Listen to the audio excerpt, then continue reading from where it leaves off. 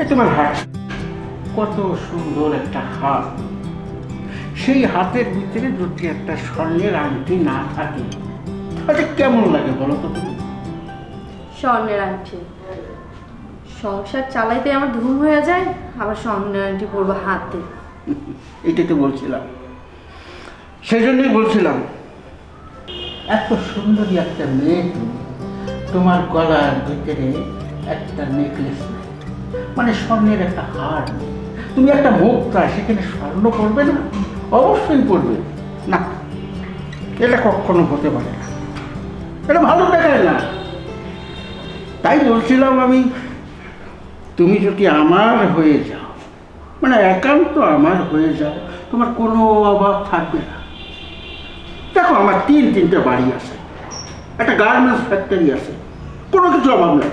তুমি যে সময় যত আয়াস করতে চাও, কীভাবে টাকা খরচ করতে চাও, তুমি মন করে করতে পারবে, তোমাকে কেউ বাধা দেওয়া নেই। কারণ সম্পত্তি আমার, তুমি আমার হবে। একবার ভাবো। তা ঠিক আছে, কিন্তু চেষ্টা করছি যতটুকু পারি আপনার হয়ে যাওয়ার। সংসার ছেড়ে তো আর চলে যেতে পারি না। এই জন্যই তো বলছি, তুমি একটা অসুস্থ লোক, কোনো কাজ করে না, তুমি রোজগার করে এনে দাও, এই আমার থেকে ওর থেকে নিয়ে এনে দাও, তারপরে তোমার সংসার চলে, তার ওষুধ ট্রিটমেন্ট যা আছে সব খরচ তুমি বহন করতেছো। আচ্ছা কেন করবে এতগুলা? তোমার কি চাই ঠিকছে? থাকে নাই। এই পুরুষ মানুষ যদি কাজ না করে, অক্ষম হয়ে বসে থাকে, কিছু না করতে পারে, তা তো দরকার নাই। তুমি কেন কামাই করে খাও? তাই বলছিলাম যত তাড়াতাড়ি পারো তুমি আমার সংসারে তুমি এসে যাও। আর কিন্তু আমার ভালো লাগছে না। তোমার যা কিছু লাগে, দরকার হলে আমার বাড়ি একটা লিখে দিও, আমার গার্মেন্টসের পার্টনার বানিয়ে রাখো। তুমি যা যা চাবে সবই পাবে, খালি আমার রানী হয়ে যাও। আরে আমি তো বলেছি যে আপনার রানী হব, কিন্তু আরে আবার কিন্তু কিসে? এখানে কিন্তু রাশনা করতে গিয়ে আমি যেভাবে বলেছি সেইটা করো। আমার আর মানছে না, আমার শরীরের ভিতরে না মানে একটা উত্তেজনা শুরু হয়ে গেছে, একমাত্র তোমার জন্য। চলো একটা কাজ করো, তোমার রুমে যাও। আর না না, আমার রুমে যাওয়া যাবে না, কারণ আমার রুমে তো আমার স্বামী আছে। স্বামী আছে? তাহলে একটা কাজ করো, ভালো একটা হোটেলে নিয়ে যাই। হ্যাঁ, হোটেলে যাই, হোটেলে ভালো হবে। ভালো হবে না? চলো আমার লক্ষ্যে চলো, আর দেরি করি না, লাভ নেই। দাই কই যাও? কই যাইতেছে দেখতে পাচ্ছ না, আবার জিজ্ঞেস করছো কেন? শোনো, তুমি যা করছো এটা ঠিক করতেছো না। এই, আমি কোনটা ঠিক করতেছি কোনটা ভুল করতেছি ওটা আমি ভালো করে বুঝতেছি। তুমি এখানে কিসের জন্য আসছো? আমি সব কিছু তোমার দেখতেছি মাহি, তুমি যা করতেছো ঠিক করতেছো না। আমি অসুস্থ দেখি তুমি এগুলো কেন করতেছো? যখন সুস্থ ছিলাম তখন তো তুমি ভালোই ছিলা। হ্যাঁ, আমি আগে এরকম ছিলাম না, কারণ আগে তোমার টাকা পয়সা ছিল, তুমি আগে সুস্থ ছিলে, এখন তুমি অসুস্থ। এখন তোমার পিছনে আমার প্রত্যেকটা দিন কত টাকা লাগে তুমি সেটা কি জানো? 3 থেকে 4 হাজার টাকা লাগে। এই যে তোমার ওষুধপত্র, তোমার খাওয়া দাওয়া, তোমার এইটা ওইটা সব কিছু প্রয়োজন হয়, সব কিছু তো আমার কাছে আবদার করো। আমি টাকাটা কোত্থেকে পাবো? আর যারা এই সময় আমার পাশে আছে তাদের তো কথা শুনতে হয়, তাই না? এই যে এখন ওনার সাথে আমি হোটেলে যাব, এনজয় করব, তুমি কিছুই বলতে পারবে না, কারণ তোমার বলার মতো কোনো ক্ষমতাই নেই। তুমি তো স্বামী হওয়ার যোগ্যই না। তোমার সাথে মিশে আমার জীবনটা নষ্ট হয়ে গেছে। আচ্ছা মাহি, তুমি কাকে বোঝাচ্ছ? যার কামাই করার মুরত নাই তাকে বোঝাচ্ছ কেন খামাখা? হ্যাঁ। খামাখা তোমার সময় নষ্ট করছো। ঠিকই বলেছো। চলো আমার সাথে। ওর সাথে কথা বলে সময় নষ্ট করে কোনো লাভ নেই। চলো ডার্লিং।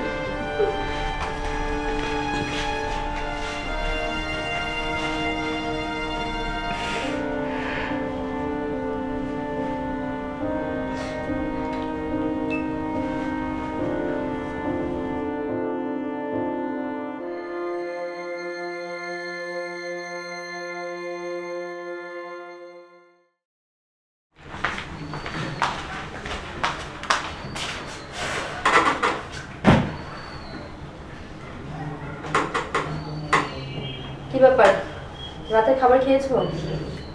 না। কেন? তুমি এখনো খাবার খাওনি কেন?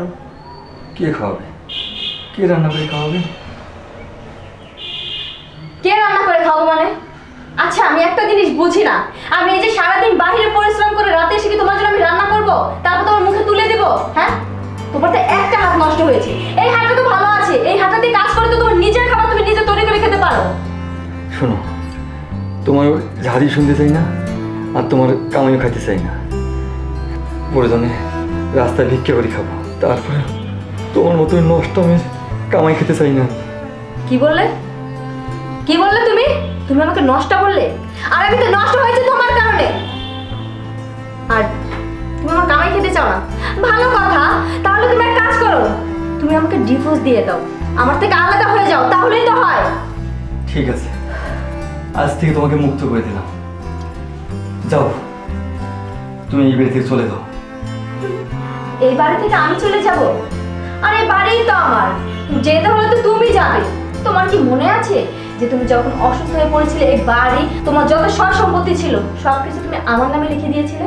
আর এই বাড়ি কি আমি তোমার থেকে ফ্রিতে নিয়েছি? হ্যাঁ, তুমি যে এই অসুস্থতা হয়ে পড়ে আছো, তোমার পিছনে যে আমার কত লাখ লাখ টাকা গেছে তুমি কি ধারণা করতে পারো? আর বাড়ির আবদার করতে আসছো? যাও, বের হও আমার বাড়ি থেকে।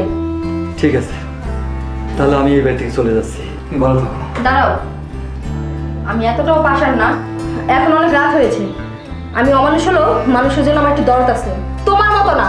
তুমি হচ্ছে প্রতিবন্ধী একটা লোক, অসুস্থ মানুষ, রাস্তাঘাটে যে কোনো একটা সমস্যা হলে লাস্টে পুলিশ তো আমাকেই খুঁজবে, তাই না? সকাল হোক, তারপর চলে যেও। থাক, এত দয়া দেখা লাগবে না, আমি এখনই চলে যাচ্ছি। এত করে বলছি, শুনছো না যখন? যাও। বাঁচলাম, বিপদ বিপদ মুক্ত হলাম, এখন নাক টেনে ঘুমাতে পারো।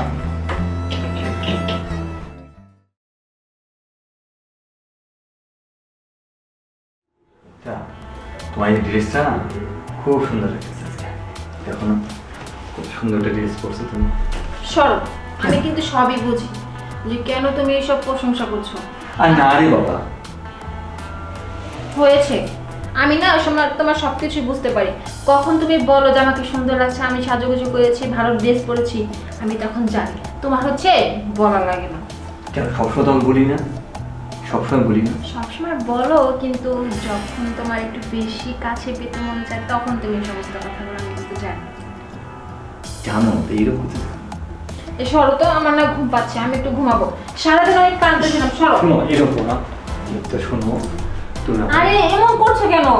তুমি আমাকে না কত আদর করছো। আজকে না, পরে সরো এক- সরো। এক- আরে এবার সরো তো, সরো। ইস। আমাকে একটু ঘুমাতে দাও। আচ্ছা ঠিক আছে। সবসময় শুধু বিরক্ত করো।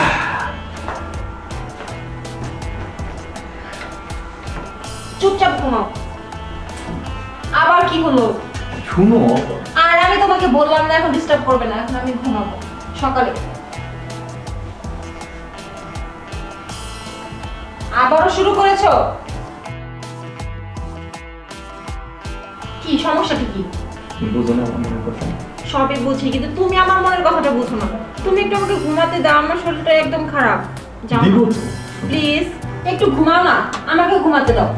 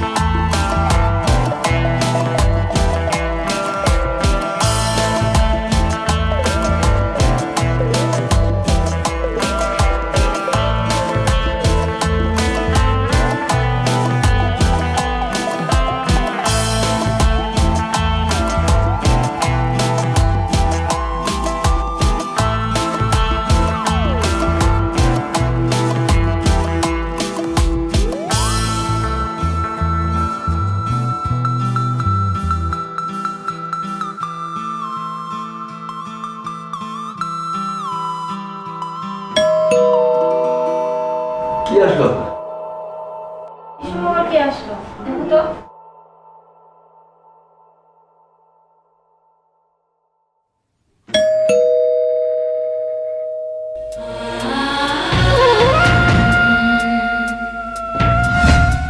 তুমি? হ্যাঁ আমি। কিন্তু তুমি এখানে, তুমি না অসুস্থ ছিলে? হ্যাঁ, আমি অসুস্থ ছিলাম, এখন আমি সুস্থ হয়েছি, সব আল্লাহর ইচ্ছা। আর তুমি তো আমার স্ত্রী ছিলা, ওই সময় তুমি আমাকে দূর দূর করে তাড়িয়ে দিয়েছো, কত না খারাপ ব্যবহার করছিলা। বিয়ে হওয়ার পরে তুমি আমার সঙ্গে কত আদর ভালোবাসা দিয়েছিলা, আর যখন আমি অসুস্থ হয়ে পড়ছি তখন আর তুমি আমাকে ভালোবাসো নি। তোমার এই অবস্থা কেন? যাই হোক, আমার কথা বাদ দাও, ভালো থেকো। দাঁড়ান, আপনি এতদিন পরে এই বাড়ির সামনে কিভাবে আসলেন?